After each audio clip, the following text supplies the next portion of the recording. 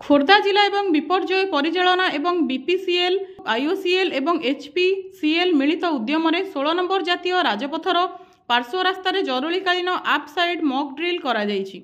जातीय राजपथ एवं राज्य राजपथ देई बीपीसीएल आईओसीएल एचपीसीएल कारखानारू दैनिक बहुल संख्यार एलपीएस एवं एलपीजी ट्रांकर यातायात करुछि।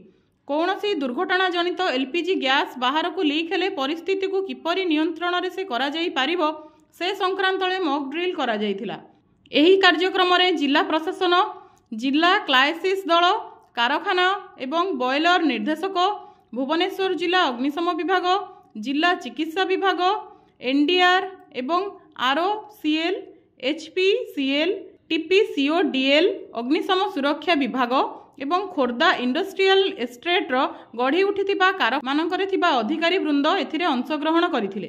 श्री अवनीकांत नायक उपनिर्देशक कारखाना एवं बाष्पित निर्देशालय भुवनेश्वर, श्रीतपा मिश्र डेप्यूटी कलेक्टर यह जरुरीकालीन विभाग, Snigdha epidemiologist Chandrakant Dalai assistant director factory एवं boiler, Tapan Kumar Mohanty station officer fire service Khordha, Jyotsnamayee Acharya DIPR ओ खोर्धा ऑफसाइट मॉकड्रिल विभिन्न दिग उपरे यह सेमाने कहिथिले।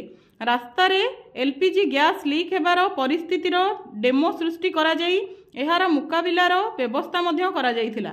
सुललित नंद एही मॉकड्रिल त्रितहंकर Maitri plant manager, Anirban Gangopadhyay manager परिवेश सुरक्षा एवं तांको टीम एहाकु परिचालना करिथिले। Bureau report NTV.